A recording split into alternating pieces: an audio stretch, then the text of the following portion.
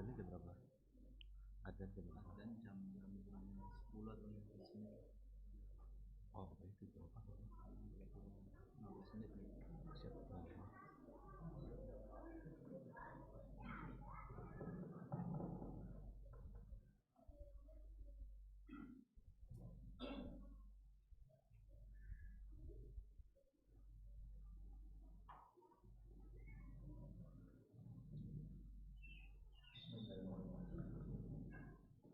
Assalamualaikum warahmatullahi wabarakatuh.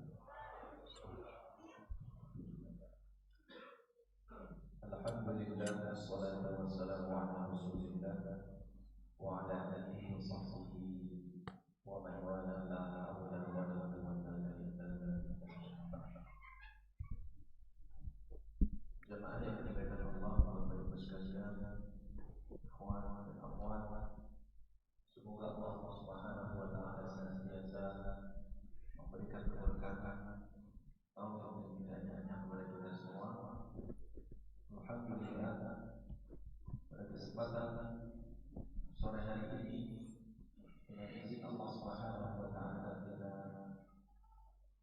dipertemukan di tempat yang mulia ini bersama orang-orang yang mulia insyaallah dalam rangka kita mengikuti serangkaian dialog yang kita mulai pada hari ini. Mudah-mudahan kita dimudahkan oleh Allah Subhanahu wa taala untuk bisa mengikutinya sampai akhir acara. Baik Bapak Ibu sekalian, jemaah yang dimuliakan Allah, tema daurah kali ini yaitu rumah tangga bahagia dan problematikanya. Insyaallah akan disampaikan oleh Ustaz Ana Yasir MA Hafizahullah Ta'ala. Yang pertama kami mengucapkan kepada beliau jazakallahu khairan atas kesediaan beliau pada kesempatan kali ini bisa hadir di Kota Majnun, di kampung ini. Mudah-mudahan beliau senantiasa mendapatkan keberkahan dan bila kesempatan bisa hadir kembali di daerah ini. Yang kedua, sampaikan kepada beliau dan bersama dengan kehadiran Al-Ustaz di Masjid Al-Qadum khususnya. Dan selanjutnya, sebelum kita mengacu atau masuk kepada acara ini, karena nanti ada beberapa sesi yang kita mulai pada hari ini. Sesi pertama nanti sampai setengah 6. Nanti insyaallah dilanjutkan pada sesi yang kedua ba'da maghrib sampai kurang lebih sekitar jam 8. Lalu dilanjutkan kembali esok harinya sesi yang ketiga jam 8 sampai jam 10 kurang lebihnya. Lalu kemudian sekitar setengah 11 sampai zuhur dan ba'da zuhur nanti ada lagi sampai asar insyaallah. Sebelum memasuki acara ini, perkenankan kami untuk menyampaikan terlebih dahulu tentang biografi singkat beliau. Nama beliau adalah Al-Ustaz Ana Yasir MA.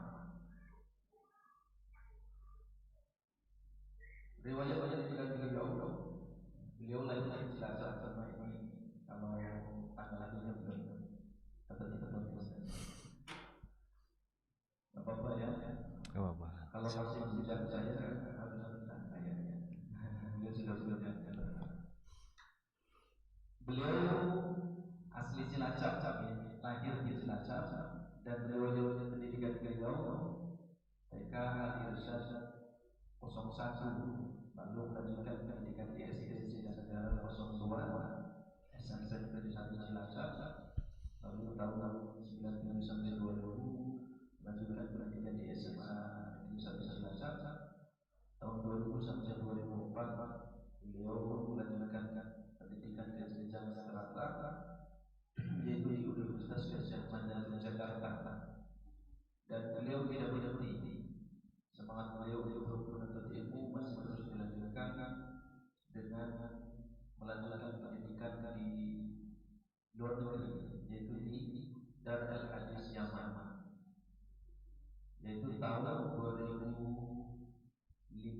sampai 2010. Di tahun itu pula beliau mengenyam pendidikan di Yemen University. Lalu tahun 2010 sampai 2012 beliau menyelesaikan pendidikannya di Al-Madinah International University.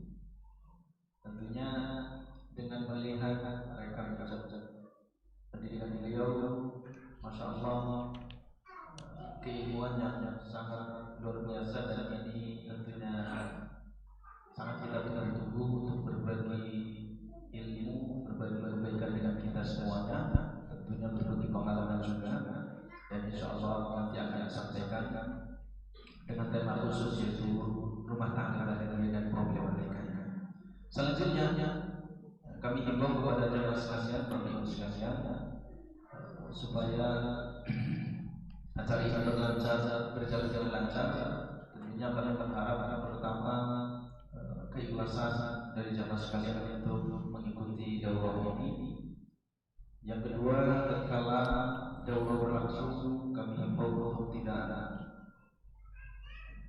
memakai atau komunikasi, memakai alat komunikasi. Jika memang itu mendesak, ada yang menghubungi panjenengan semuanya, mempersilakan bisa izin dulu dan dilakukan di luar ruangan ini. Selanjutnya mohon disediakan alat tulis supaya faedah yang disampaikan oleh beliau untuk dicatat, karena menulis itu akan lebih menguatkan apa yang kita dengarkan. Dan yang terakhir, kami himbau juga kepada jemaah sekalian, Bapak Ibu sekalian dimuliakan Allah, untuk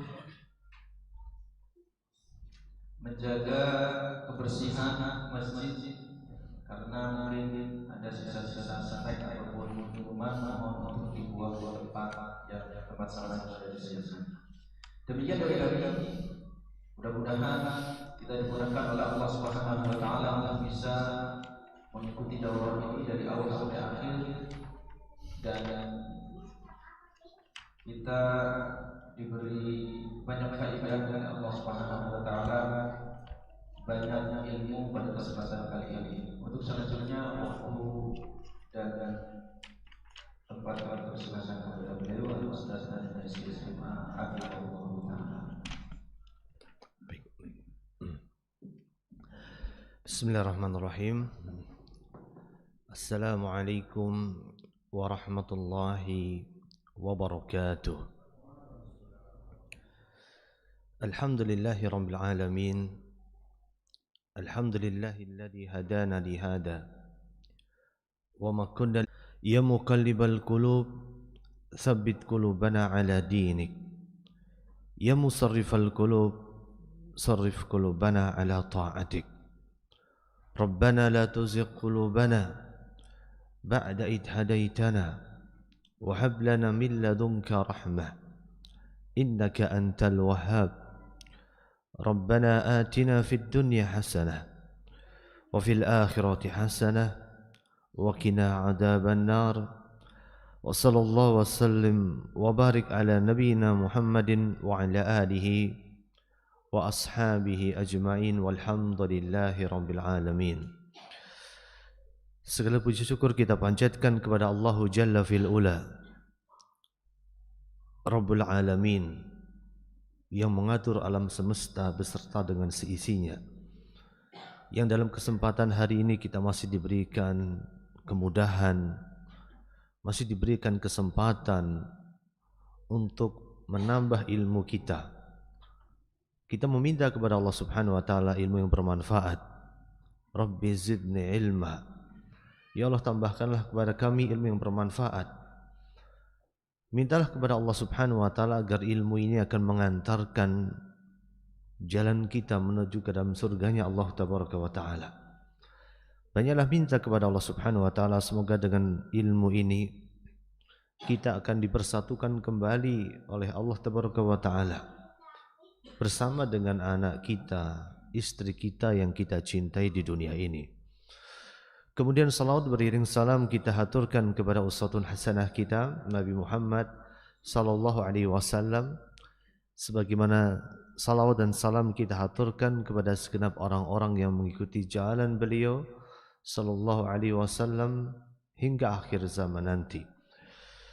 Kemudian kami ucapkan jazakumullah khairah kepada segenap para panitia yang sudah mengorbankan segalanya, mengorbankan waktunya, tenaganya, segala daya dan upayanya untuk memfasilitasi kita dalam kesempatan daurah hari ini, dan semoga Allah Subhanahu wa taala memberikan kepada segenap para panitia keberkahan usia, keberkahan dunia dan akhirat, dan semoga kita semua sebagaimana dikumpulkan oleh Allah Tabaraka wa taala di dalam masjid ini, rumah yang penuh dengan berkah ini.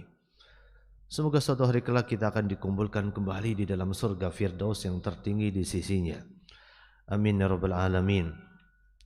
Saudaraku yang dimuliakan oleh Allah Subhanahu wa taala, insyaallah dalam kesempatan hari ini, hari Sabtu, dan besok hari Ahad, kita akan membahas tentang sebuah kutaib yang sangat menarik sekali yang ditulis oleh Syekh Dr. Saleh bin Abdullah bin Humaid yang berjudul Al-Baitus Sa'id, sebuah rumah tangga yang bahagia, sebuah impian yang sangat kita impikan.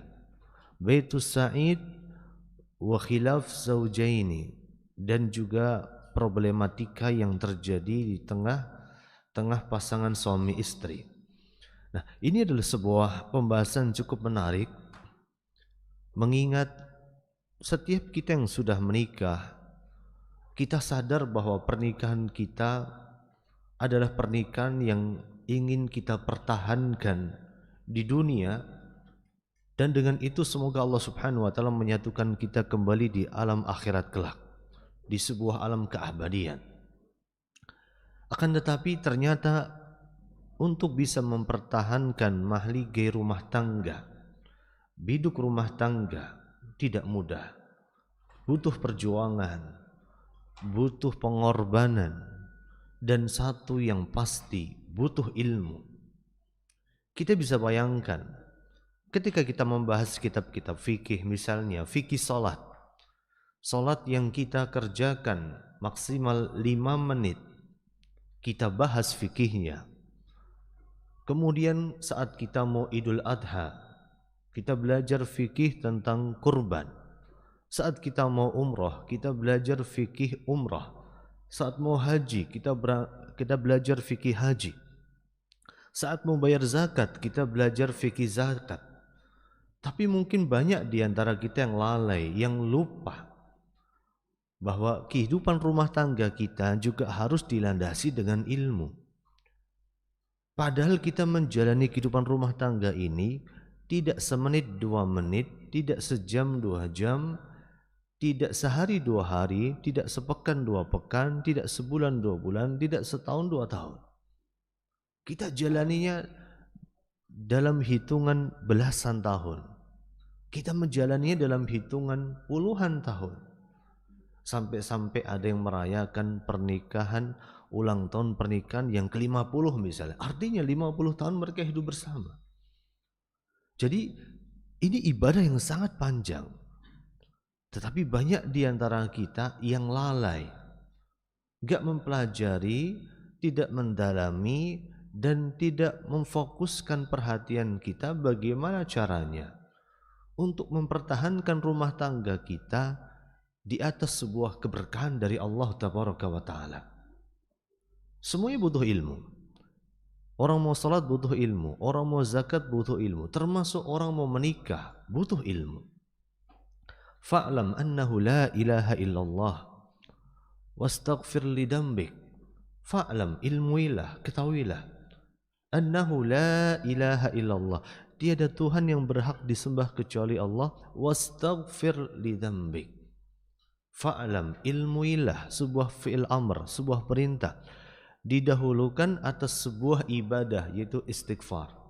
Wastaghfir li dambik.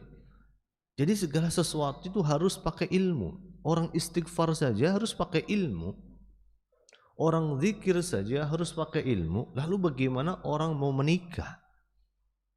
Orang sudah menikah, tentu butuh ilmu. Maka sekali lagi, tidak ada kata terlambat. Bagi yang sudah menikah, di dalam pernikahan kita ada satu problematika, ada satu permasalahan, maka sungguh tidak ada kata terlambat. Kita masih punya kesempatan untuk menyatukan kepingan-kepingan puzzle yang tercecer. Kita masih punya kesempatan untuk mengumpulkan kembali segala hal yang berserakan dalam rumah tangga kita. Kuncinya satu, kita mau belajar, kita mau memperbaiki kehidupan rumah tangga kita, dan kita juga berniat untuk menjadikan kehidupan rumah tangga kita sebagai sarana bagi diri kita untuk beribadah kepada Allah Subhanahu wa Ta'ala. Maka dari itu Rasulullah SAW mensifati bahwa orang yang sudah menikah, dia sudah mengumpulkan setengah dari agamanya. Dia sudah menyempurnakan, dia sudah melengkapi setengah dari agamanya. Karena ketika seseorang sudah menikah, maka orang itu punya kesempatan untuk beribadah kepada Allah Tabaraka wa Ta'ala dengan cara-cara yang lebih mudah. Maka di antaranya sebelum menikah mungkin bagi seorang bujang, bagi seorang syabab, mungkin godaan paling besar adalah fitnah syahwat. Bagi seorang pria, bagi seorang wanita, dia difitnah oleh Allah Subhanahu wa Ta'ala, mendapatkan ujian dari Allah Tabaraka wa Ta'ala, mendapatkan ujian atau fitnah syahwat. Begitu pintu pernikahan dia masuki, maka fitnah syahwat itu berhasil dia tutup. Hanya setelah pernikahan, syaitan tidak akan tinggal diam. Ketika seseorang menikah, maka salah satu pintu terbesar bagi syaitan untuk menjerumuskan manusia sudah tertutup, pintu syahwat. Maka begitu kita sudah menikah, maka syaitan juga tidak akan tinggal diam. Syaitan akan berjuang, syaitan akan berusaha, syaitan akan berupaya dengan semaksimal mungkin untuk mencabik-cabik kehidupan rumah tangga kaum muslimin, untuk memporak-porandakan kehidupan rumah tangga mereka. Maka dari itu, kita punya kewajiban untuk belajar tentang bagaimana seharusnya kita menata rumah tangga kita, bagaimana seharusnya kita mengelola rumah tangga kita, bagaimana sepatutnya kita menjadikan rumah tangga kita menjadi rumah tangga yang bahagia. Kita juga harus belajar bagaimana mengelola konflik antara kita dan pasangan kita. Kita juga harus terus menyelami dan mendalami bagaimana kita mengelola perbedaan yang ada antara kita dan pasangan kita. Nah, ini semua butuh ilmu. Jikalau ilmu ini sudah kita dapatkan dan berbagai permasalahan rumah tangga berhasil kita pecahkan dengan ilmu, maka jikalau datang permasalahan yang serupa, permasalahan yang sejenis, walaupun beda rupa dan beda casing, tetapi permasalahan itu pasti akan muncul dan muncul di masa-masa yang akan datang. Maka dengan izin Allah Subhanahu wa Ta'ala kita bisa menyelesaikan masalah tadi. Diibaratkan ini akan menjadi sebuah seni tersendiri bagaimana kita mengelola konflik yang ada di antara pasangan suami istri. Tapi kunci yang paling pertama harus kita pecahkan adalah kita harus punya ilmu. Ilmu untuk mengatur, mengelola tentang tata kelola dan memanage konflik yang ada dalam rumah tangga ini. Maka nasta'inu billah, kita meminta pertolongan kepada Allah Tabaraka wa Ta'ala. InsyaAllah di sesi yang pertama, di sesi yang kedua setelah maghrib, di sesi yang ketiga besok pagi, InsyaAllah kita mulai pukul 7.30. Di sesi yang keempat, di sesi yang kelima, kita akan membahas Dengan izin Allah Subhanahu wa taala, kitab yang sangat menarik ini, kitab Al-Baitus Sa'id, sebuah rumah tangga yang bahagia, wa khilafu zaujaini, dan problematika yang ada di tengah pasangan suami istri. Nah, insya Allah kita akan kaji ini semua dan meminta pertolongan kepada Allah Subhanahu wa taala. Kemudian saudaraku yang dimuliakan oleh Allah Subhanahu wa taala, dalam sesi yang pertama ini kita akan bahas tentang bagaimana sesungguhnya rumah tangga yang bahagia. Di sesi yang kedua kita akan bahas tentang pondasi dalam membangun rumah tangga muslim. Apa saja pondasinya? Apa saja pilar-pilar yang harus kita siapkan? Apa saja pilar-pilar yang harus kita wujudkan untuk membangun rumah tangga yang penuh dengan kebahagiaan? Maka nasta'inu billah, kita akan bahas dari pembahasan yang pertama tentang rumah tangga yang bahagia. Qala al-musannif hafizahullah subhanahu wa ta'ala, ar-risalatul ula. Pembahasan pertama tentang al-baitu as-sa'id, rumah tangga yang bahagia. Di sini musannif hafizahullah ta'ala membukanya dengan sebuah pembukaan. Alhamdulillahilladzi hadana lil Islam. Beliau memulia dengan kalimat syukur kepada Allah Tabaraka wa Ta'ala. Ya, tidaklah kita bisa melakukan sesuatu kebaikan, satu ketaatan, melainkan itu semua karena pertolongan dari Allah Tabaraka wa Ta'ala. Itu semua karena kemudahan dari Allah Tabaraka wa Ta'ala. Itu semua karena hadiah dari Allah Tabaraka wa Ta'ala. Termasuk kita hari ini, kita bisa duduk dalam acara daurah ini, kita bisa datang ke tempat ini, kita bisa mencatat faidah-faidah yang kita dapatkan. Ini semua adalah pertolongan dari Allah Tabaraka wa Ta'ala, hadiah, pemberian. Kita bisa datang ke tempat ini bukan karena kita adalah orang yang saleh. Oh, tidak sama sekali. Bukan karena kita adalah orang yang hebat, tidak sama sekali. Tidaklah kita bisa melakukan ini semua karena pertolongan, kemudahan yang Allah Azza wa Jalla berikan kepada diri kita. Maka jikalau kita melakukan satu ibadah, satu amal saleh, sekali lagi, jangan pernah kita merasa bangga dengan ibadah kita. Ini semua hadiah, pemberian. Jika bukan Allah yang mudahkan kita, enggak mungkin kita bisa sampai ke tempat ini. Jikalau bukan karena Allah yang kasih ilmu kepada kita, kita enggak mungkin bisa mendapatkan ilmu ini. Kita tidak mungkin digerakkan hati kita, organ kita, tangan kita, kaki kita oleh Allah Tabaraka wa Ta'ala. Maka subhanallah, termasuk budayanya orang-orang saleh, termasuk sifatnya orang-orang saleh, mereka senantiasa banyak bersyukur kepada Allah Tabaraka wa Ta'ala. Syukuri dulu. Termasuk diri kita, termasuk rumah tangga kita. Tidak ada gading yang tidak retak. Tidak ada rumah tangga yang tanpa problematika. Maka setiap kita mendapatkan permasalahan dalam rumah tangga kita, kunci pertama, kunci utama adalah kita harus belajar untuk bersyukur. Mohon kepada para jamaah mungkin maju aja supaya jamaah yang datang terakhir nanti bisa mendapatkan tempat. Dan termasuk bagian dari sunnah duduk di majelis ilmu adalah mendekat. Ayo maju lagi nggak apa-apa. Bismillah.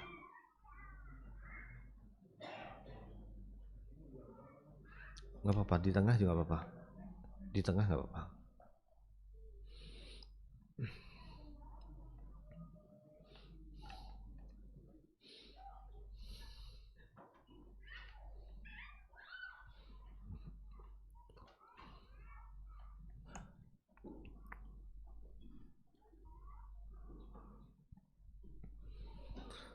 Baik, barakallahu fikum. Baik, kita lanjutkan. Alhamdulillah. Sebuah kata yang banyak sekali kita ucapkan tetapi memiliki makna yang sangat dalam. Jadi kunci dari setiap kehidupan kita, kalau kita mau dibahagiakan oleh Allah Tabaraka wa Ta'ala, adalah kita harus belajar untuk bersyukur. Ya, bersyukur. Bersyukur atas semua kebaikan yang telah Allah Azza wa Jalla berikan. Bersyukur atas semua anugerah yang sudah kita terima. Termasuk dalam masalah rumah tangga kita. Kita punya masalah misalnya, dan gak ada rumah tangga yang gak punya masalah. Yang harus pertama kali kita camkan adalah syukuri dulu bahwa kita masih diberikan banyak sekali kemudahan dalam rumah tangga kita. Walaupun di situ ada sebuah keretakan, walaupun ada suatu permasalahan dalam rumah tangga kita, syukuri dulu. Maka di sini Syekh Hafizahullah Ta'ala mengajarkan kita untuk bersyukur kepada Allah Tabaraka wa Ta'ala. Alhamdulillah, segala puji hanya milik Allah Tabaraka wa Ta'ala. Alladhi hadana lil Islam. Allah Subhanahu wa Ta'ala yang memberikan banyak nikmat kepada kita. Dan di antara nikmat yang paling indah, nikmat yang paling berharga, nikmat yang paling nilai tingginya adalah nikmat Islam, nikmat iman. Ya, Islam adalah jalan keselamatan. Islam adalah jalan kesuksesan. Islam adalah jalan kebaikan. Islam adalah jalan keberkahan. Inna ad-dina indallahil Islam. Agama yang diridhoi di sisi Allah Tabaraka wa Ta'ala adalah agama Islam. Maka ini nikmat yang agung.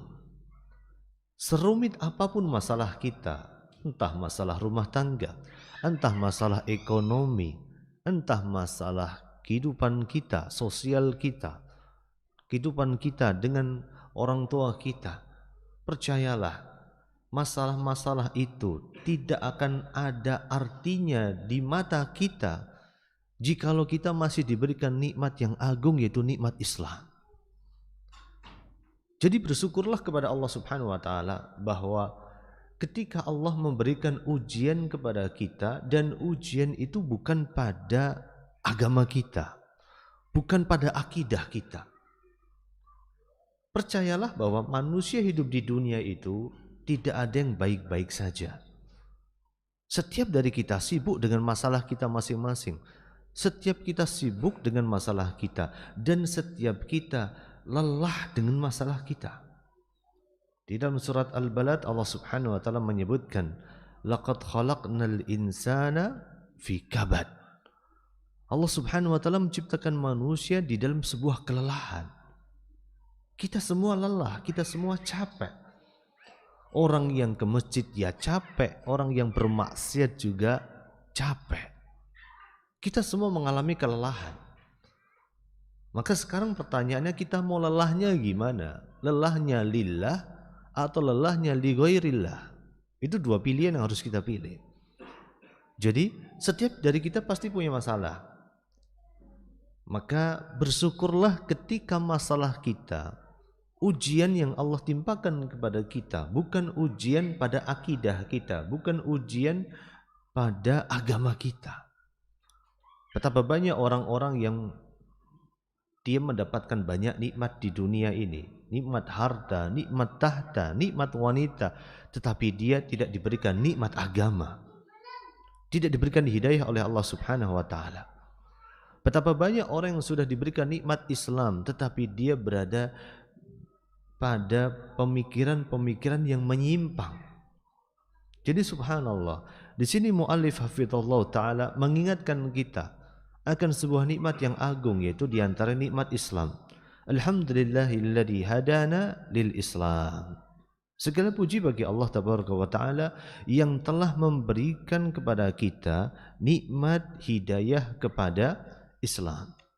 Wa ja'alna min ahlihi, dan Allah Subhanahu wa Ta'ala menjadikan kita sebagai bagian dari umat Islam, umat dari sebuah agama yang diridhoi oleh Allah Tabaraka wa Ta'ala. Wa ma kunna linahtadiya laula an hadanallah, dan tidak mungkin kita ini bisa menjadi bagian dari umat Islam laula an hadanallah, Jika bukan karena Allah Tabaraka wa Ta'ala yang memberikan hidayah kepada diri kita. Jadi kita bisa salat, kita bisa ngaji, kita bisa melakukan segalanya. Bukan karena kita saleh, bukan karena kita hebat. Tapi ini semua adalah pemberian, anugerah, hadiah dari Allah Tabaraka wa Ta'ala. Sekali lagi kita diingatkan atas sebuah nikmat yang begitu agung ini. Kemudian beliau melanjutkan, ahmaduhu subhanahu wa ashkuruhu ala ni'amihi. Dan aku memuji Allah Tabaraka wa Ta'ala dan aku bersyukur kepadanya atas semua nikmatnya. Inilah yang harus kita lakukan dalam kehidupan dunia. Di dalam kehidupan dunia ini kita hanya punya dua pilihan. Sebagaimana contoh tadi dari Cilacap ke Majenang, pilihan hanya dua, belok kanan atau belok kiri. Gak ada yang selainnya itu. Kalau nggak belok kanan ya pasti belok kiri. Sama juga dalam kehidupan dunia ini, pilihan kita hanya dua. Kalau nggak bersyukur, kita harus bersabar. Bersyukur jikalau mendapatkan kebaikan, bersabar jikalau mendapatkan ujian. Nah, kalau kita merasa bahwa kebaikan Allah Subhanahu wa Ta'ala tidak ada batasnya, maka banyaklah kita bersyukur kepada Allah Subhanahu wa Ta'ala atas nikmat yang Allah berikan kepada kita. Setelah bersyukur, maka beliau hafizahullah ta'ala melanjutkan, wa as'aluhul mazid min fadlihi wa karami. Dan aku meminta kepada Allah Tabaraka wa Ta'ala al-mazid, meminta suatu tambahan dari Allah Subhanahu wa Ta'ala atas keutamaan dan kemuliaan di sisinya. Tambahan ini pasti akan Allah berikan jikalau kita terus menjadi insan yang belajar untuk bersyukur.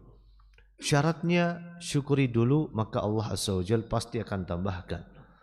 Di dalam Al-Quranul Karim Allah Subhanahu wa Ta'ala menyebutkan, la in syakartum la azidannakum. Seandainya kalian bersyukur kepada Allah Tabaraka wa Ta'ala, la azidannakum, aku akan tambahkan itu semua. Maka tambahan itu niscaya akan Allah Tabaraka wa Ta'ala berikan jikalau kita bersyukur. Jadi cara mengunci nikmat adalah dengan bersyukur.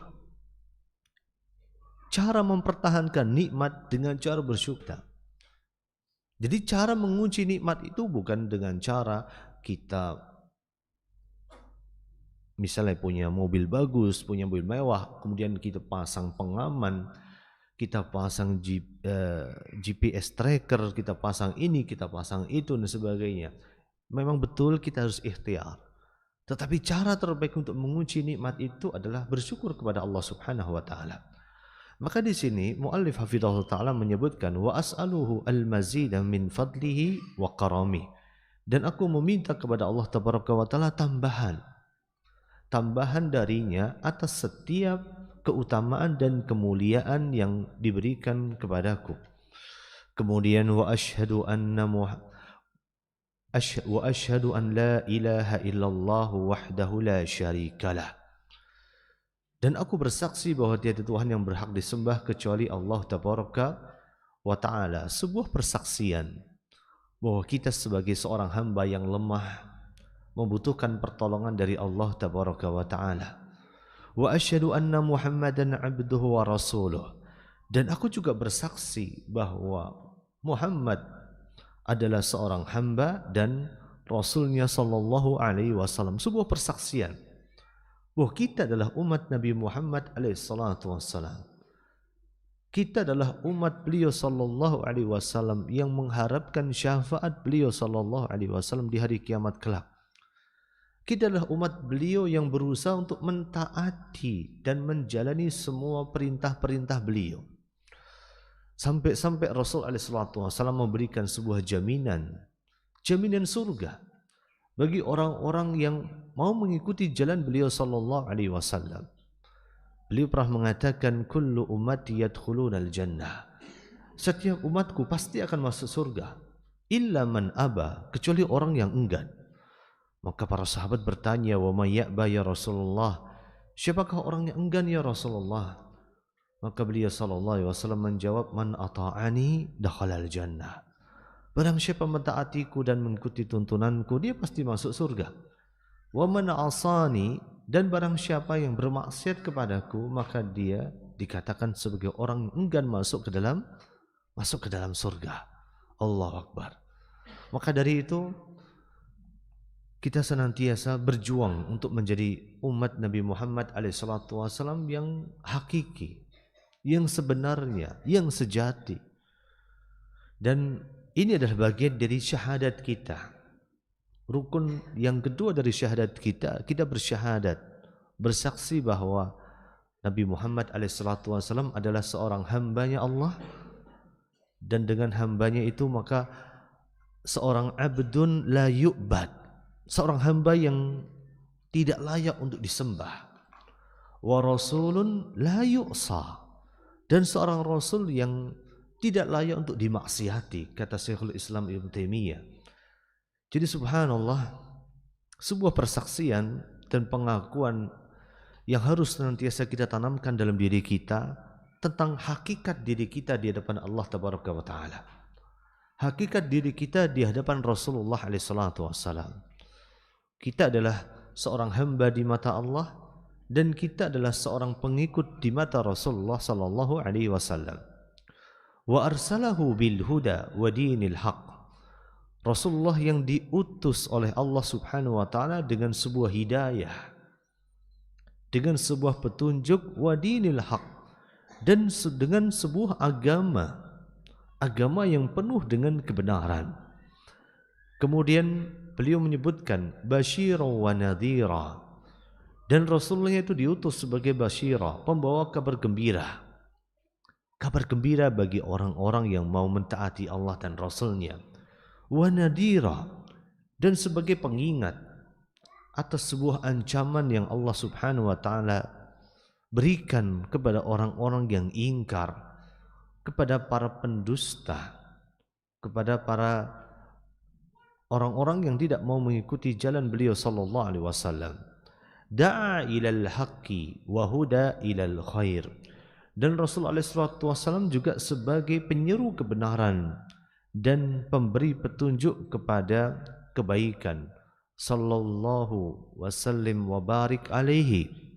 Semoga salawat dan keberkahan senantiasa tercurahkan kepada Rasulullah sallallahu alaihi wasallam wa ala alihi wa sahbihi wa man ihtada bihadihi ila yaumiddin, dan juga kepada para sahabatnya, kepada para keluarganya, dan kepada setiap orang yang mengikuti jalan dan petunjuk beliau sallallahu alaihi wasallam sampai dengan hari kebangkitan nanti.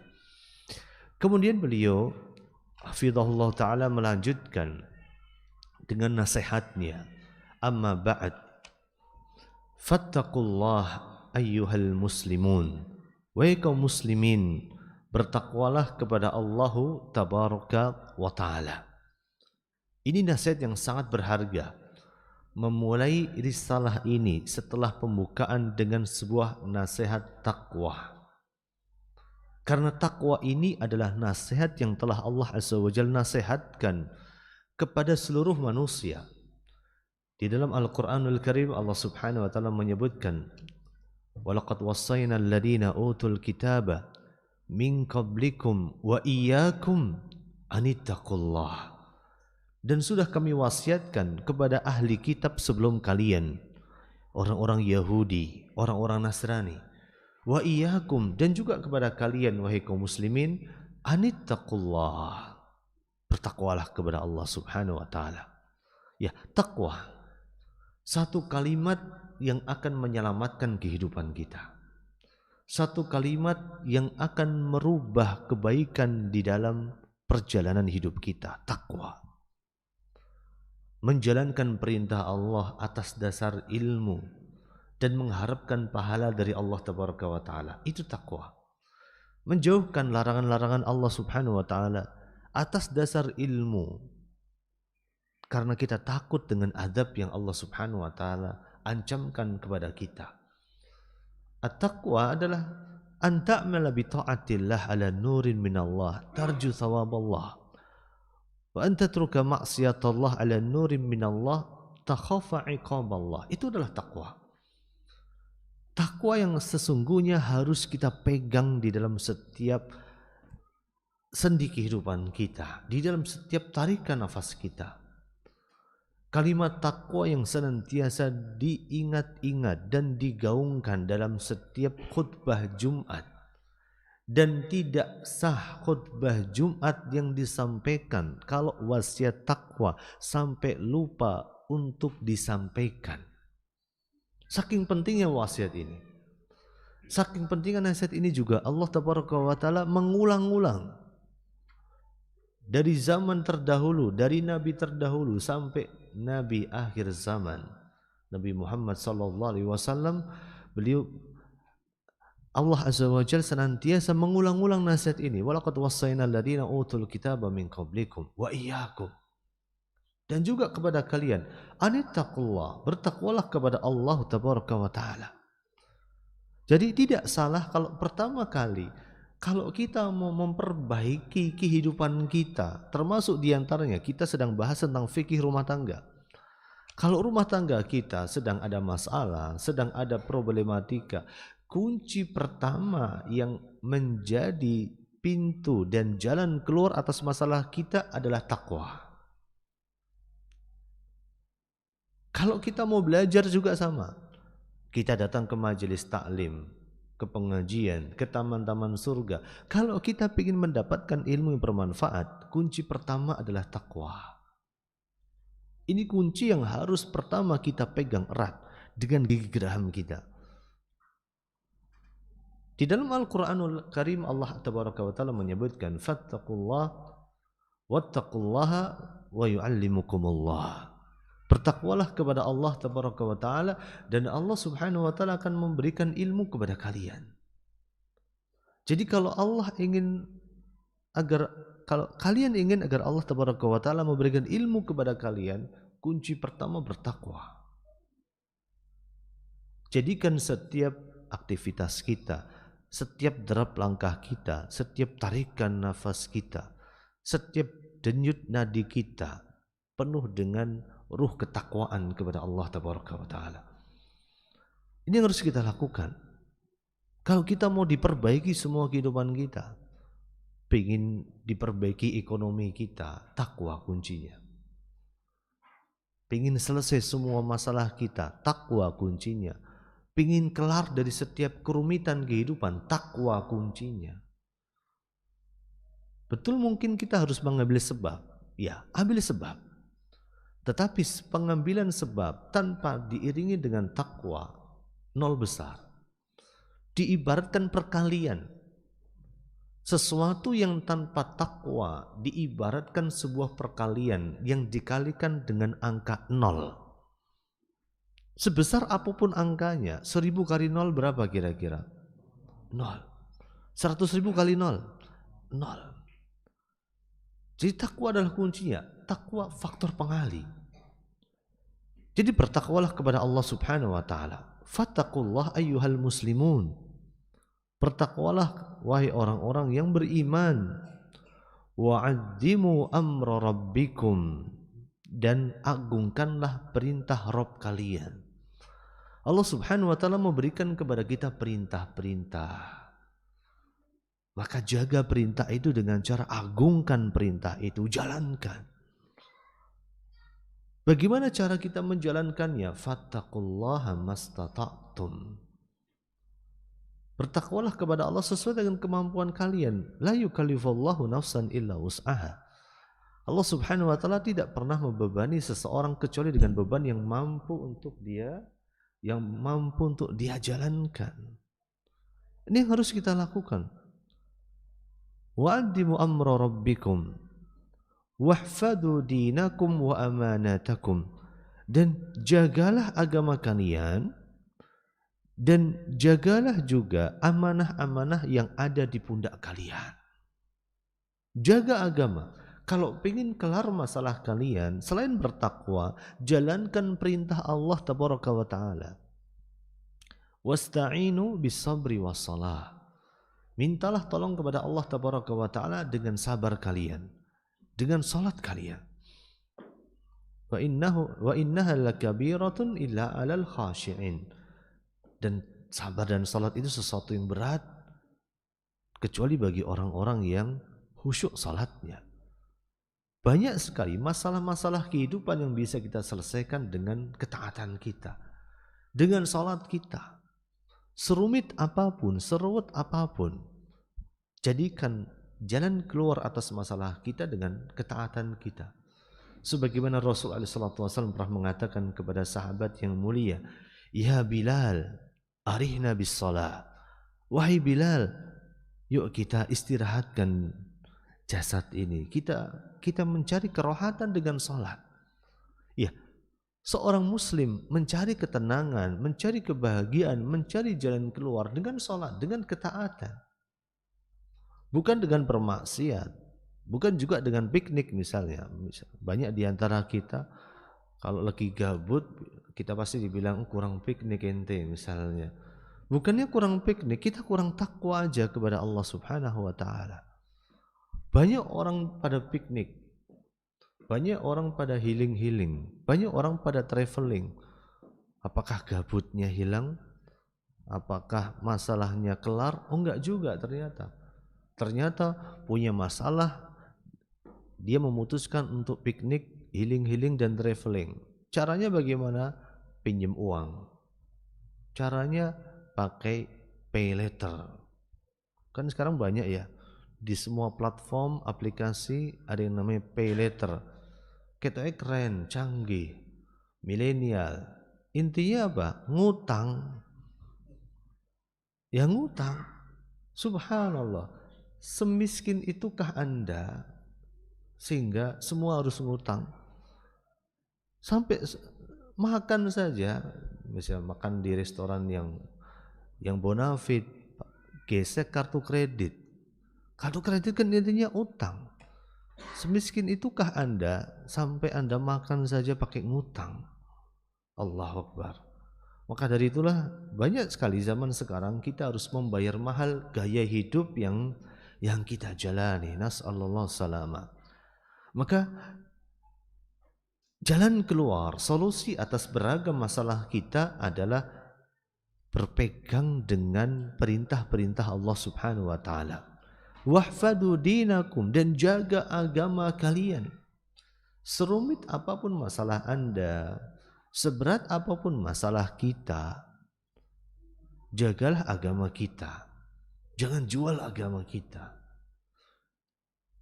Jangan jual agama kita hanya untuk mendapatkan sedikit dari kehidupan dunia. Nas'allallahu salama. Wahfadu dinakum wahfadu amanatakum, dan jagalah juga amanah yang ada di atas pundak kalian.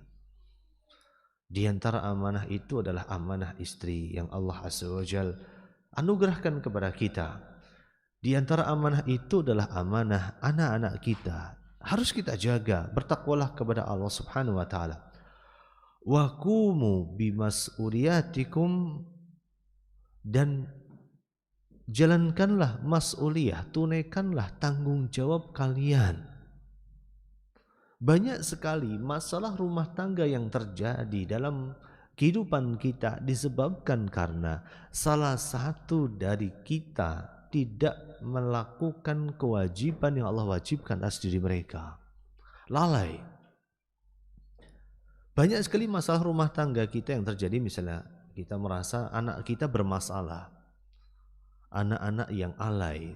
Ya wajar ketika seorang ayah itu lalai atas kewajibannya, ketika seorang ibu itu lebay dalam menjalankan urusan rumah tangganya, maka jangan salahkan ketika anaknya menjadi anak-anak yang alay, penuh masalah. Kenapa sebabnya? Awalnya ayahnya lalai, kemudian diikuti ibunya lebay, muncullah anak-anak yang alay. Kuncinya juga tunaikan tanggung jawab kalian. Banyak sekali masalah rumah tangga yang terjadi karena setiap dari kita ada yang lalai dengan tanggung jawab kita. Ada di antara kita yang gak paham atau melalaikan tugas dan tanggung jawab kita sebagai seorang suami atau sebagai seorang istri. Maka inilah pentingnya bagi diri kita untuk mengkaji tentang hak-hak seorang suami, hak-hak seorang istri, kewajiban seorang suami, kewajiban seorang istri, supaya tidak ada hak yang tidak tertunaikan, supaya tidak ada hak yang terlalaikan. Subhanallah. Maka dari itu, kunci dari itu semua adalah waqumu bimas'uliyatikum. Kemudian setelah itu ittaqullah fi anfusikum wa ahlikum.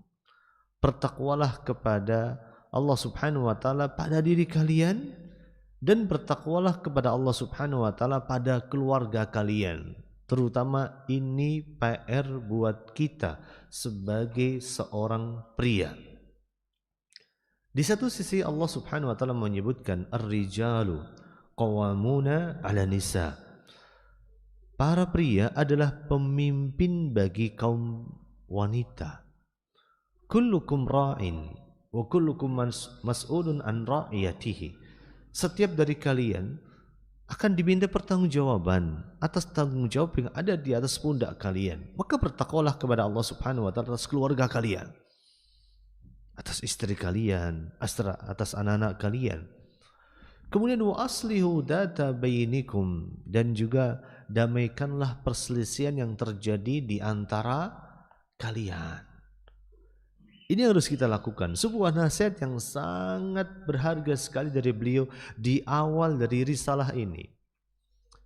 Maka dari itu saya tadi ketika menjelaskan secara global saja. Mungkin kalau saya jelaskan dari awal paragraf sampai akhir, ini bisa jadi satu daurah tersendiri. Jadi nggak selesai kitabnya seperti itu.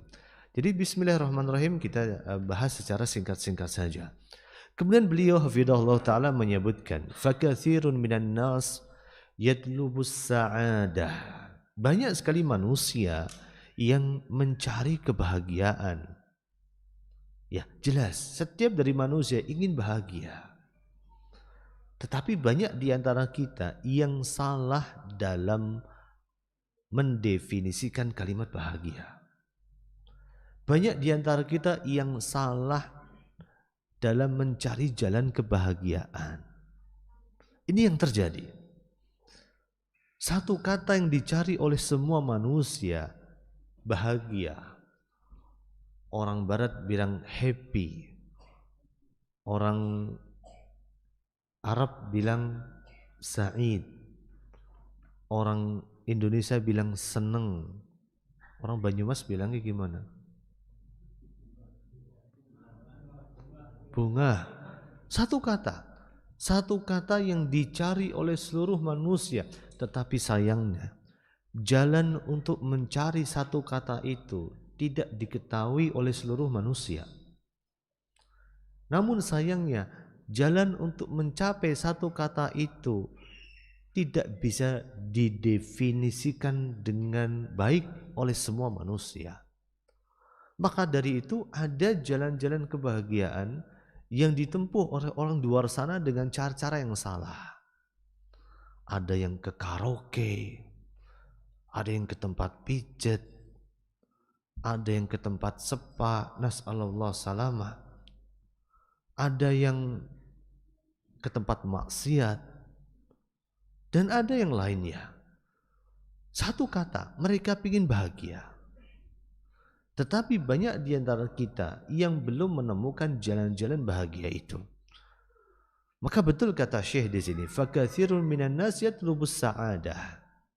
Banyak manusia, sebagian manusia itu mencari yang namanya kebahagiaan. Wa yaltamisur rahah. Dan banyak di antara manusia yang mencari ketentraman. Wal istiqrar, dan mencari ketetapan. Pingin tetap, pingin nyaman dalam satu kondisi tertentu. Maka ada istilah, banyak di antara kita kalau sudah nyaman gak mau keluar dari zona nyaman. Itu tabiat dasar manusia. Manusia pinginnya bahagia. Setelah bahagia pinginnya mereka akan mendapatkan suatu rahah, suatu keadaan yang tentram. Setelah rahah dan bahagia mereka pinginnya al-istiqrar, tetap berada dalam kebahagiaan itu, tetap berada di dalam ketentraman itu. Wa hudu'un nafs wal bal, dan mendapatkan ketenangan secara nafs, secara jiwa, wal bal, ketenangan di dalam akal mereka, perhatian mereka, enggak banyak pikiran, hatinya merasa tenang, merasa ayem. Banyak manusia mencari hal itu semuanya. Kama yas'a fil bu'di an asbabis syiqa wal ittirab. Sebagaimana manusia juga berjuang, berusaha menjauhkan diri mereka an asbabis syiqa, dari segala pintu-pintu yang bisa mengantarkan mereka kepada kesulitan, kesusahan. Gak ada manusia yang ingin mendapatkan kesulitan. Gak ada manusia yang ingin mendapatkan kesusahan. Semua dari kita pinginnya gampang, pinginnya simple. Buktinya manusia pinginnya gampang, pinginnya simple. Ya apa yang kita lihat di sekitar masyarakat kita. Produk yang paling laku di tengah masyarakat kita apa coba kira-kira? Mie instan. Mie instan. Kemanapun kemudian orang kita itu mesti carinya mie instan. Mau ke tempat piknik misalnya, mesti yang dijual di tempat piknik itu banyaknya apa coba? Mie instan. Baik yang bentuknya gelas, bentuknya ini, bentuknya macam-macam. Bahkan kemanapun orang kita itu pergi, itu nyarinya mie instan. Buktinya apa? Sampai ada pabrik mie instan, buka pabrik lagi di Timur Tengah untuk mengcover kebutuhan di area Timur Tengah itu dan sekitarnya. Artinya semua orang suka yang instan. Maka inilah yang menjadi sebuah jawaban kenapa praktek perdukunan di Indonesia begitu marak. Ibaratnya dukun itu nggak akan bisa eksis kalau nggak ada konsumen. Kalau nggak pernah ada yang namanya demand, maka supply itu pasti akan mati. Ini yang berlaku dalam hukum supply and demand. Kalau kita belajar ilmu ekonomi, ketika nggak ada demand, berarti supply itu mati. Ketika ada supply, berarti ada demand yang sangat tinggi di situ. Sama juga di tengah masyarakat kita. Kalau di lampu merah kita kadang-kadang lihat iklan ya yang nggak mengenakkan. Sebelah kanan bisa tulisannya butuh dana cepat gitu. Itu iklan apa kira-kira? Iklan riba. Sebelah kirinya tulisannya besar dan panjangkan. Itu iklan apa itu? Besar dan panjang. Apa yang dibesarin? Apa yang dipanjangin? Ya iklan kayak gitulah. Terus kemudian ada iklan lagi, telat bulan, nomor telepon. Iklan apa kira-kira? Jasa aborsi. Itu banyak sekali, di mana-mana lampu merah manapun kita dapetin deh sudah. Artinya kenapa sampai ada yang menawarkan hal itu? Karena permintaan tinggi. Kenapa sampai ada dukun? Karena yang nyari dukun banyak. Karena orang itu pengennya yang instan. Pengen kaya instan. Pengen meraih cinta dengan cara instan. Pengen naik jabatan dengan cara instan, pengen nyalek dengan instan, semuanya serba instan. Efek dari mie instan yang kita konsumsi, wallahu taala alam. Maka dari itulah saudaraku yang dimuliakan oleh Allah Subhanahu wa taala, semua dari kita itu pasti ingin mendapatkan yang namanya kebahagiaan. Dan semua dari kita ingin jauh dari pintu-pintu keburukan dan juga pintu-pintu al-ittirab, kegoncangan. Kita nggak pingin hati kita goncang, kita nggak pingin sulit, kita nggak pingin susah, kita maunya happy-happy, kita maunya bahagia. Itu karakter dasar manusia. Wa mirasul qalq. Dan manusia juga nggak mau jikalau hatinya mengalami kekacauan, hatinya tidak mau mengalami kegalauan. Tetapi sudah menjadi sunnatullah, setiap kemaksiatan akan menghasilkan kekacauan dan kegalauan di dalam hati. Wa may ya'shu 'an dzikrir rahman yuqayyid lahu syaitan fa huwa lahu qarin. Barang siapa yang dia lalai dalam mengingat Allah Subhanahu wa taala, maka Allah jadikan qayyid lahu syaitan fawalahu qarin. Maka Allah Subhanahu wa taala jadikan syaitan, mengaitkan hati mereka dan jadikan syaitan sebagai teman bagi mereka. Kemudian di ayat yang lain Allah Subhanahu wa taala menyebutkan, "Man a'rada 'an dzikri fa inna lahu ma'isyatan dhanka wa nahsyuruhu yaumal qiyamati a'ma." Barang siapa yang dia lalai dalam mengingat Allah Tabaraka wa taala, maka Allah Subhanahu wa taala akan menjadikan hidupnya penuh dengan kesulitan, kesukaran. Jadi ada fenomena zaman sekarang yang cukup unik. Banyak orang zaman sekarang yang dikit-dikit merasa galau, dikit-dikit gabut, dikit-dikit merasa sedih, dikit-dikit merasa khawatir, dikit-dikit merasa cemas. Itu disebabkan karena dosa-dosa mereka. Mereka mencari bahagia tapi caranya salah. Mereka mencari bahagia tapi caranya nggak benar. Malam minggu misalnya, hari Sabtu ini ya, malam minggu nih ya, banyak orang cari bahagia, pergi ke klub malam, pergi ke tempat karaoke, pergi ke tempat diskotik. Walau alam nggak tahu di hotel yang tempat saya nginep tadi ada aneh-aneh nggak? Padahal ada musik-musik, terus ada perempuan pakai nas'alullah salamah, pakai pakaian ala kadarnya seperti itu. Astagfirullahaladzim. Baik, itu semua orang cari bahagia, tapi caranya salah. Dan mereka kemudian justru ditenggelamkan oleh Allah Tabaraka wa Ta'ala dalam sebuah al-qalaq, sebuah kekacauan hati, la siyama fil buyutat wal usar, baik di dalam rumah mereka atau di dalam keluarga mereka. Masya Allah. Maka dari itu saudaraku dimuliakan oleh Allah Subhanahu wa taala, waliya'lam anna kulla dalik la yatahaqqaq illa, bahwa yang namanya bahagia itu tidak mungkin dapat diperoleh kecuali. Nah, ini kita bicara kuncinya.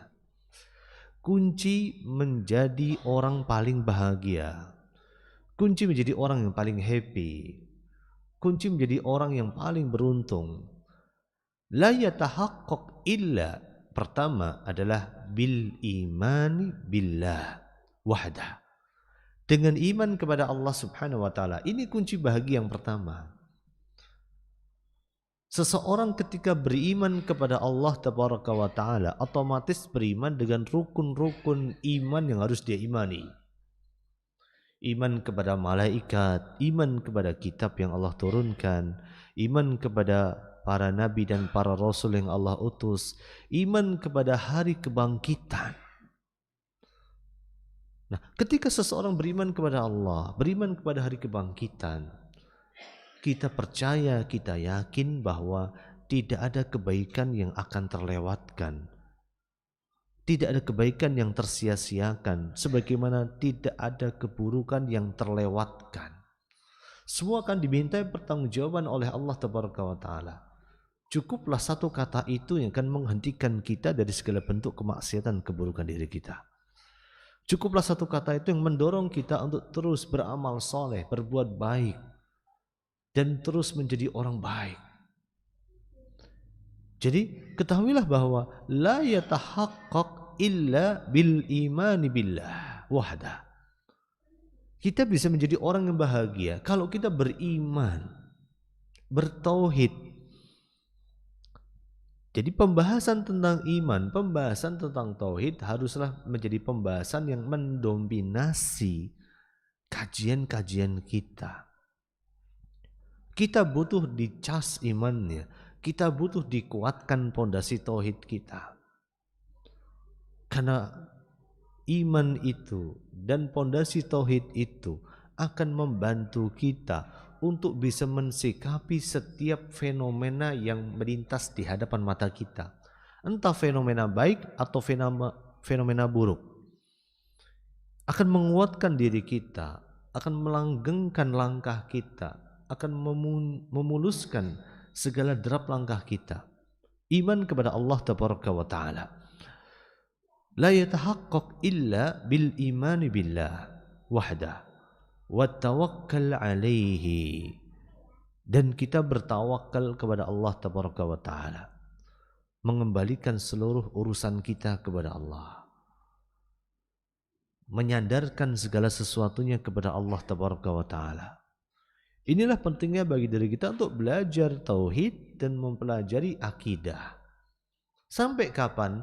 Sampai pada satu titik kita tidak lagi bertawakal kecuali tawakalnya kita kepada Allah Subhanahu wa Ta'ala. Sampai tidak ada cinta kecuali cinta kita kepada Allah. Sampai kita tidak merasa takut kecuali takutnya kita kepada Allah. Sampai kita tidak lagi berharap kecuali harapan kita hanya kepada Allah. Sampai tidak ada tempat bersandar kecuali sandaran kita hanya kepada Allah. Itulah titik di mana kita harus terus belajar dan belajar sampai pada titik itu. Kalau kita selama ini masih berharap kepada yang lain, masih mengandalkan sesuatu yang lain, mengandalkan pekerjaan kita, mengandalkan harta kita, mengandalkan tabungan kita, mengandalkan simpanan kita, mengandalkan juga orang tua kita. Saya kan anaknya ini, bapak saya, simbok saya, ibu saya, biung saya misalnya. Di mana iman kita? Di mana tauhid kita? Maka kita bisa bahagia selain dengan iman kepada Allah, yang kedua dengan tawakal yang penuh kepada Allah Tabaraka wa Ta'ala. Wa tafwidul umur ilaihi, dan kita menyerahkan segala urusan kita hanya kepada Allah Subhanahu wa Ta'ala. Semua urusan kita diserahkan kepada Allah Tabaraka wa Ta'ala. Ma'al akhdi bima wada'ahu min sunani wa syar'ihi min asbabi, dengan tetap kita mengambil sunnah-sunnah kauniyah yang telah disyariatkan yang dapat mengantarkan kita kepada sebab-sebab tersebut. Termasuk kita ingin bahagia, keluarga kita ingin bahagia, kita harus pertama perbaiki takwa kita. Kita perbaiki hak-hak dan kewajiban kita. Termasuk juga diantaranya kita mengambil sebab dengan cara duduk di majelis ilmu, pelajari ilmunya, terapkan ilmunya, dan kita sambil memohon pertolongan kepada Allah Subhanahu wa Ta'ala agar ilmu itu membawa kebaikan dalam rumah tangga kita. Nah, ini poin yang pertama dalam pembukaan yang sangat indah.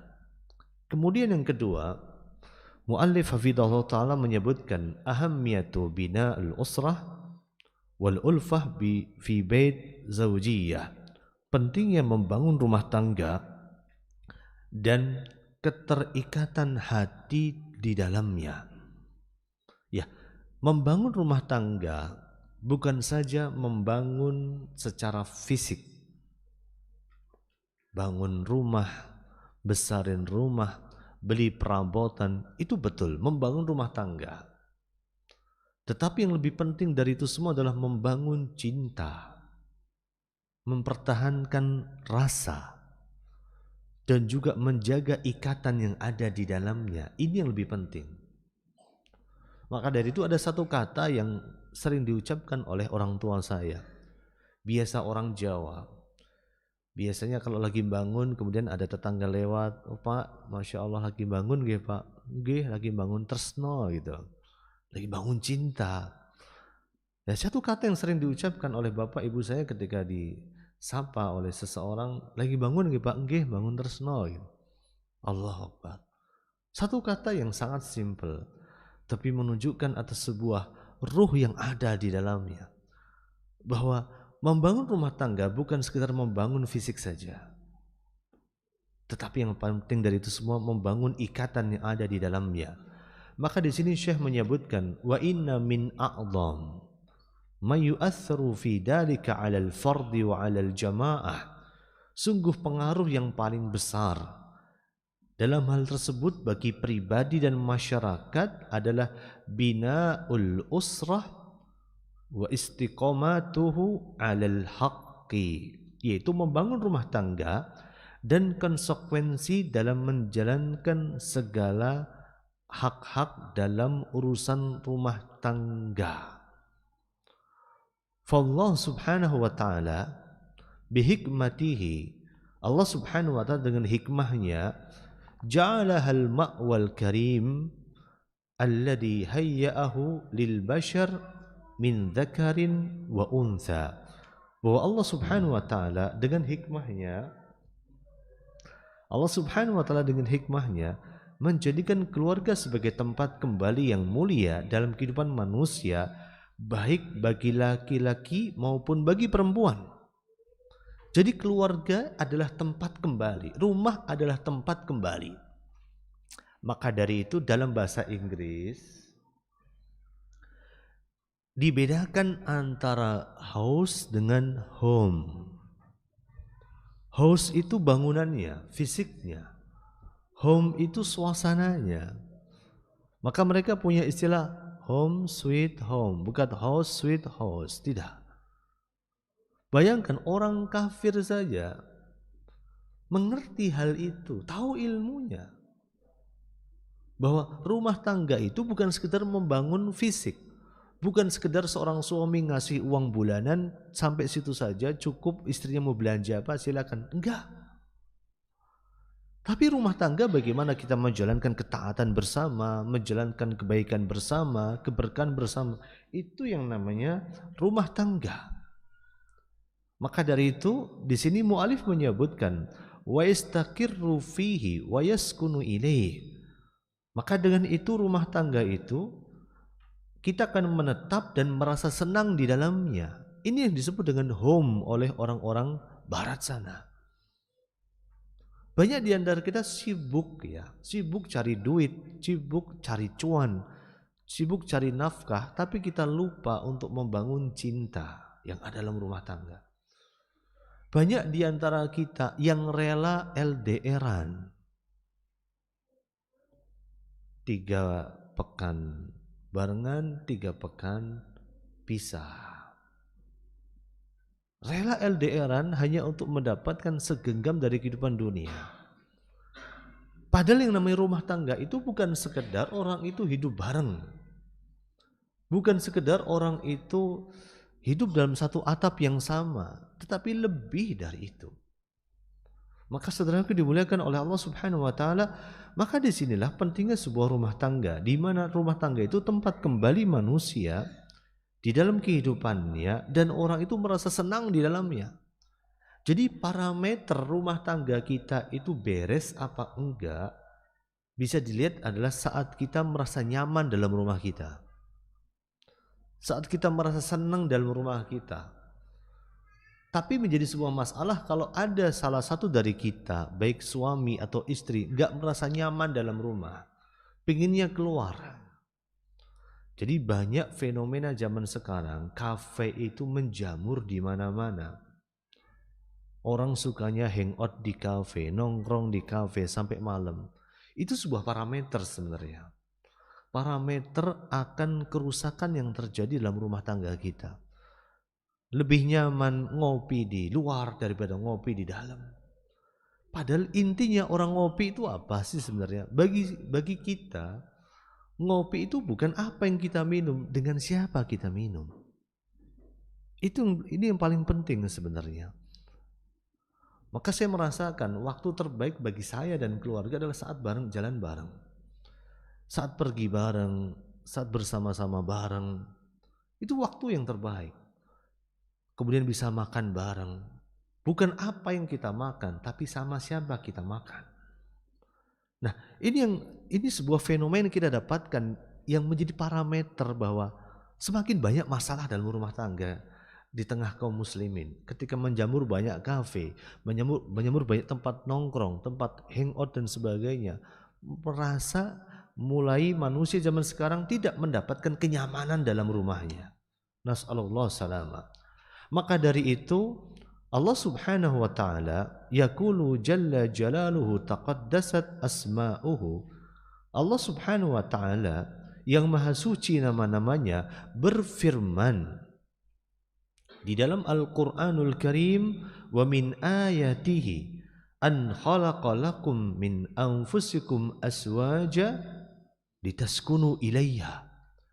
Termasuk di antara tanda-tanda kekuasaan Allah Subhanahu wa taala, an khalaqa lakum min anfusikum aswaja, menciptakan untuk dirimu istri-istri dari jenismu sendiri. Dari jenismu sendiri dalam artian di sini adalah manusia, pasangannya ya manusia.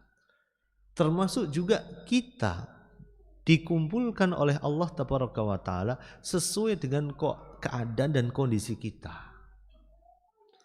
Kalau kita selama ini mengeluhkan pasangan saya gini, suami saya gini, istri saya gitu, maka sesungguhnya kita sedang mengeluhkan diri kita sendiri.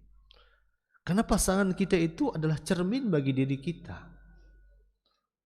Jadi masalah yang Anda dapatkan pada pasangan Anda, maka pada saat yang sama masalah pasangan Anda juga mendapatkan masalah itu pada diri Anda.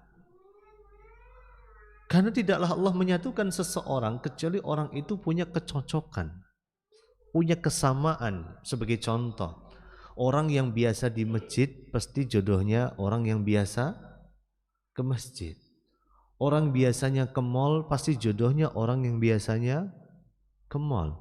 Orang biasanya karaokean pasti jodohnya orang biasanya karaokean. Jadi disinilah Allah Subhanahu wa Ta'ala menciptakan dari diri kita min anfusikum aswaja, dari diri kalian, dari jenis kalian, dari rupa kalian sendiri, dari apa yang semisal dengan kalian. Jadi kalau kita mengeluhkan pasangan kita, maka yang pertama harus kita lakukan adalah kita harus bercermin. Karena pasangan kita adalah cermin bagi diri kita. Ya, sekali lagi pasangan itu cermin bagi diri kita. Jangankan pasangan, teman kita itu adalah cermin bagi diri kita. Al-arwahu junudum mujannadah. Ruh ini adalah sebagaimana pasukan. Baret merah sama baret merah, baret hijau sama baret hijau, baret ungu sama baret ungu. Al-arwahu junudum mujannada. Bagaimana dengan istri kita? Jelas, itu satu jenis sama kita, satu karakter dengan kita. Maka jangan pernah kita mengeluhkan pasangan kita kecuali setelah kita berkaca diri atas apa yang ada pada diri kita. Maka di dalam surat An-Nur Allah Subhanahu wa Ta'ala menyebutkan at-thayyibatu lit-thayyibin. Wanita yang baik hanya untuk laki-laki yang baik. Al-khabithatu lil-khabithin. Wanita yang buruk hanya untuk laki-laki yang buruk. Itu menjadi sebuah rumus. Sebagaimana disebutkan juga dalam kisah Nabi Nuh dan dalam kisah Nabi Lut alaihissalatu wassalam. Disebutkan bahwa istri Nabi Nuh dan Nabi Lut alaihissalatu wassalam dikatakan berkhianat. Fakhanatahuma. Padahal kalimat khianat ketika dinisbahkan kepada seorang wanita atas suaminya, di dalam bahasa Arab khianat itu diartikan sebagai selingkuh, berzina. Tetapi Ibnu Abbas mengatakan bukan itu yang dimaksud. Khianatnya mereka bukan selingkuh, khianatnya mereka bukan berzina. Karena enggak mungkin terjadi pada seorang nabi dan seorang rasul diberikan pasangan yang seorang pezina. Karena pasangan itu ilahnya, karena pasangan itu menggambarkan dari apa yang dipasangkan kepada dirinya. Jadi Allah Subhanahu wa Ta'ala menjaga para nabi, menjaga iffah para rasul, termasuk menjaga kemuliaan istri-istri nabi dan istri-istri Rasul. Maka subhanallah, ayat yang sangat menohok diri kita. Wa min ayatihi an khalaqalakum min anfusikum aswaja. Dari jenis kita sendiri. Tujuannya adalah litaskunu ilaiha. Supaya kita merasa apa? Merasa tentram. Supaya kita merasa tentram bersama dengannya. Wa ja'ala bainakum mawaddatan wa rahmah. Dan Allah jadikan di antara kalian itu mawaddah, cinta. Ada kasih sayang di antara mereka berdua. Inna fi dzalika laayatil liqaumin yatafakkarun. Bahwa pada yang itu semua ada sebuah tanda bagi orang-orang yang mau berfikir. Jadi di ayat ini banyak sekali faedah yang bisa kita kulik misalnya. Satu ayat ini dengan izin Allah, kalau dibuat daurah 1 hari, insya Allah baru kelar, insya Allah. Kita akan bicara banyak hal di ayat ini, termasuk diantaranya tentang tujuan pernikahan. Tujuan pernikahan yang baik dan parameter sebuah pernikahan. Pernikahan yang baik adalah pernikahan bisa menciptakan sakinah, mawaddah, dan rahmat di antara mereka.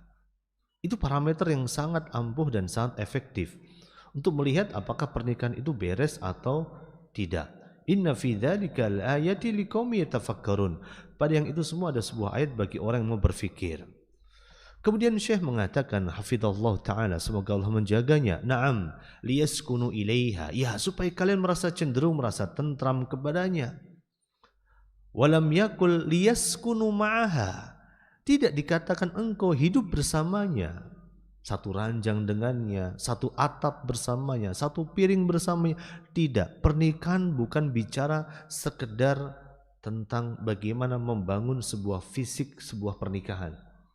Seberapa lama Anda tinggal bersamanya, seberapa banyak harta yang Anda kumpul bersama dengannya. Maka tidak dari itu semua.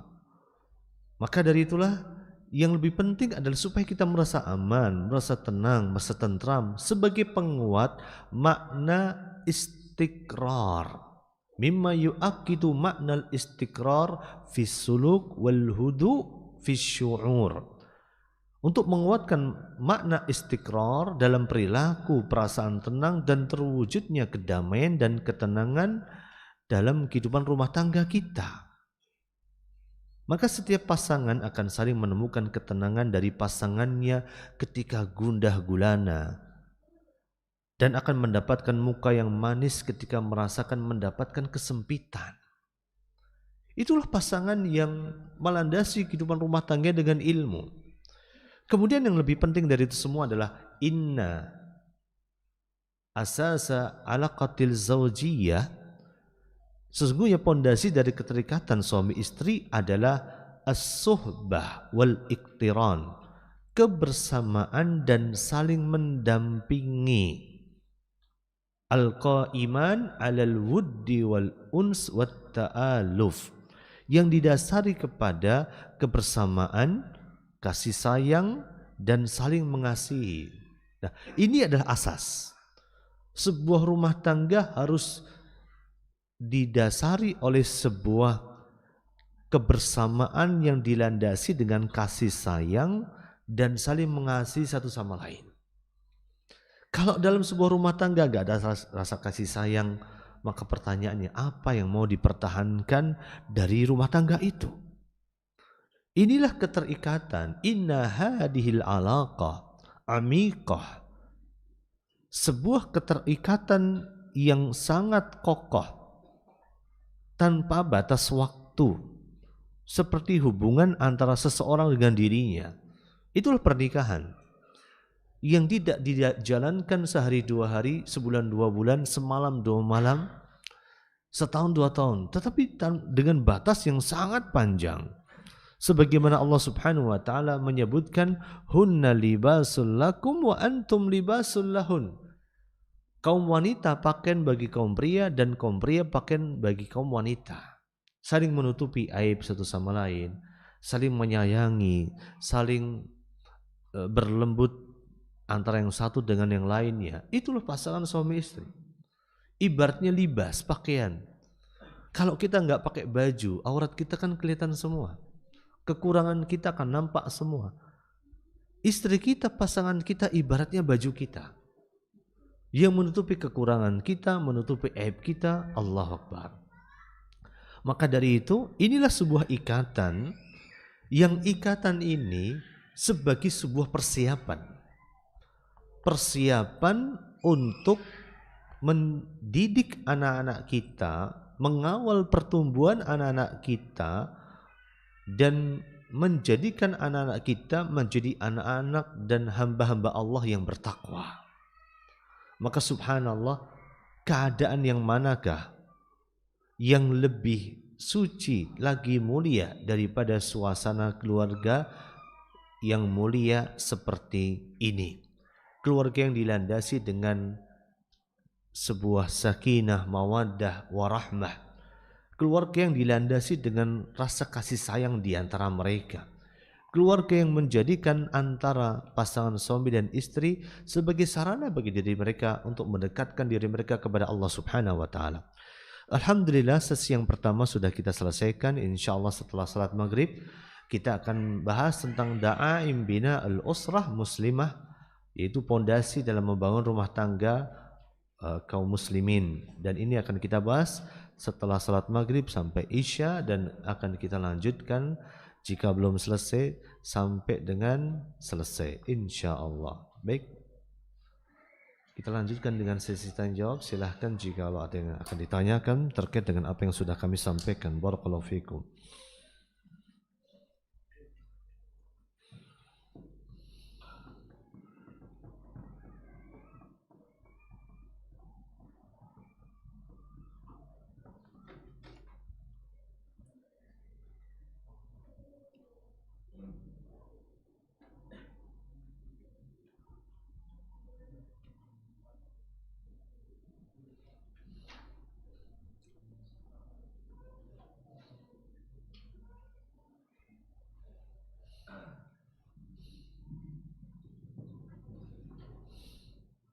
Silakan jika ada dari jamaah yang hendak bertanya.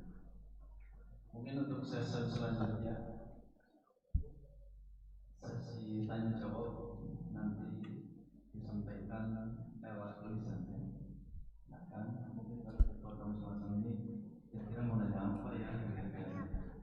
Nanti kalau ada prioritas kan bisa ditanyakan orang yang biasa ditulis kira-kira yang perlu ditanyakan. Monggo silakan, kita kasih waktu sekitar 10 menit, satu atau dua pertanyaan. Monggo.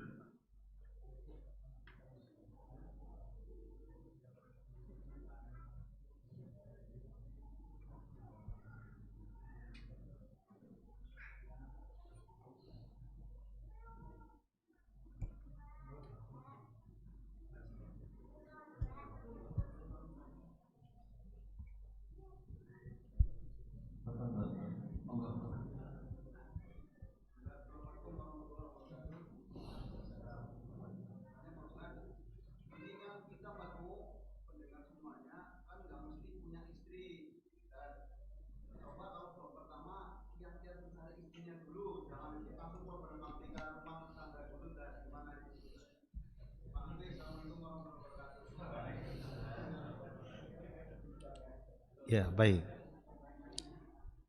Mengingat bukunya juga mengarahkan kita ke sana masalahnya. Nanti tuh daurah yang berikutnya, kiat-kiat cari istri. Nanti ada daurah kiat-kiat mencari istri yang bagi yang belum menikah. Nanti kiat mencari istri bagi yang sudah menikah. Itu ada bab-bab sendiri. Ada pertemuan sendiri, insya Allah. Insya Allah. Ya. Jadi bukunya ngarahkannya ke sana. Kita ikut rel saja. Barakallahu fikum. Ya. Dan saya doakan semoga yang belum punya istri dimudahkan oleh Allah Subhanahu wa taala mendapatkan istri yang salihah. Salihah wa jamilah. Masya Allah. Barakallahu fikum. Ada lagi? Ya. Konsentrasi.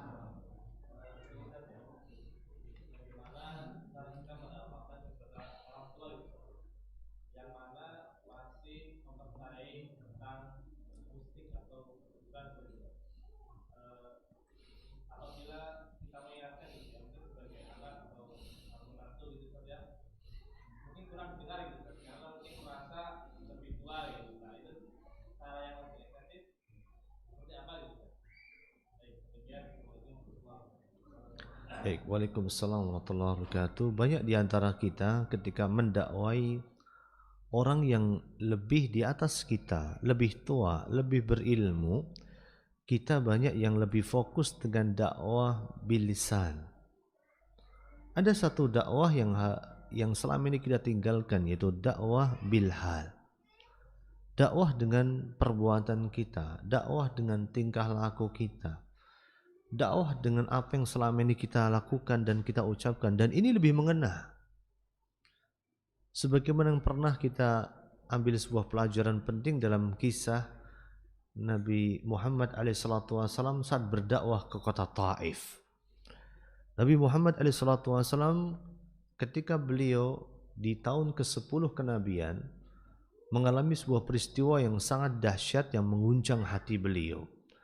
Para ulama menyebut sebagai Amul Huzan, tahun kesedihan. Di tahun itu Rasulullah kehilangan paman beliau, Abu Talib, yang menjadi pelindung Rasulullah secara politik. Sehingga dakwah Rasulullah bisa terus jalan di tengah hadangan orang-orang Quraisy. Di tahun yang sama Rasulullah juga kehilangan Ibunda Khadijah yang membackup dakwah Rasulullah secara finansial, secara ekonomi.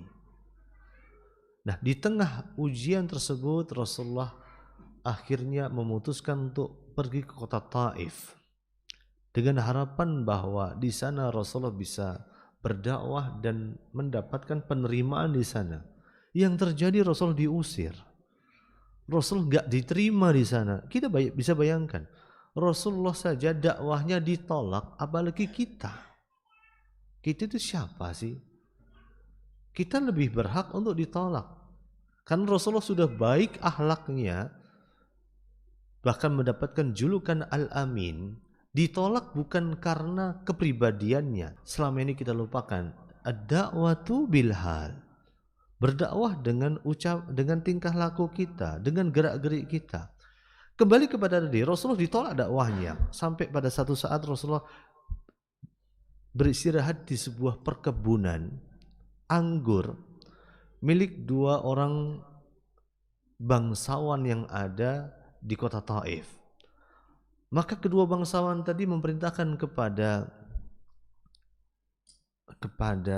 pembantunya untuk membawakan sebuah air dan makanan kepada Rasulullah SAW. Ketika Rasulullah akan mengambil makanan tadi, Rasulullah mengatakan, ketika akan memasukkan makanan itu, Rasulullah mengatakan Bismillah. Hanya mengatakan Bismillah saja. Maka pembantu tadi mengatakan Allahu Akbar. Ini satu kata yang tidak pernah diucapkan oleh penduduk negeri ini, dan diucapkan oleh Yunus bin Matta. Karena pembantu ini berasal dari negerinya Yunus bin Matta, dari Niwewah, yang beragama Nasrani pada saat itu. Maka dengan ucapan Bismillah ketika Rasul akan makan, berhasil memasukkan pembantu tadi ke dalam agama Islam. Rasulullah tidak berdakwah kepada orang tadi, hanya mengucapkan Bismillah. Allah. Inilah dakwah yang mungkin selama ini kita lupakan kepada orang tua kita.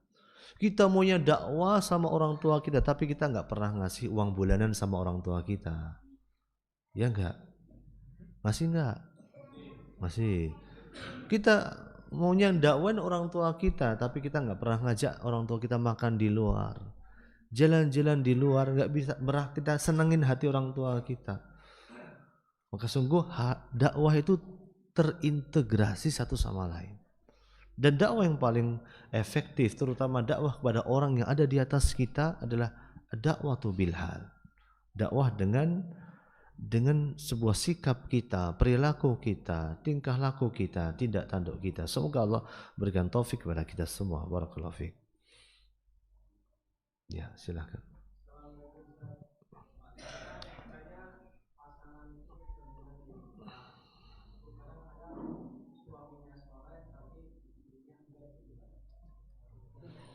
Ya, terkadang ya, hukum asalnya adalah pasangan itu cerminan dari kita. Tapi terkadang ada satu kasus yang keluar dari hukum asal. Sebagaimana Nabi Nuh istrinya enggak saleh, Nabi Lut istrinya enggak saleh, Asia suaminya enggak saleh. Tentu ada hikmahnya. Ada hikmahnya. Semoga hikmah itu adalah semoga pasangan yang saleh bisa menyeret pasangannya menjadi orang yang lebih saleh. Itu hikmahnya. Wallahu ta'ala alam. Ada lagi? Tidak ada? Dah cukupkan sekian. Subhanakallahumma wa bihamdik asyhadu an la ilaha illa anta astaghfiruka wa atubu ilaik. Assalamualaikum warahmatullahi wabarakatuh.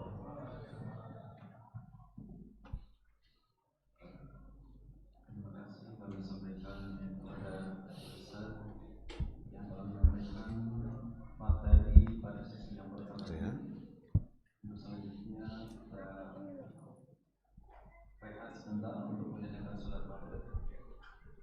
Sebelumnya kembali kami ingin menyampaikan dua hal. Yang pertama, sesi pertanyaan atau pertanyaan mohon nanti disampaikan dengan tulisan. Terus yang kedua, ada peserta yang paling jauh mana? Ada peserta dalam jauh. Kenapa?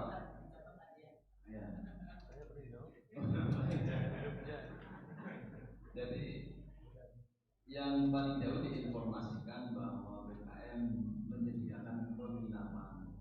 Ya, mungkin bagi yang nanti kan ini sampai malam besok ada lagi. Silakan yang mau menginap di masjid. Ya. Kalau mau yang di hotel monggo bayar sendiri. Demikian ya.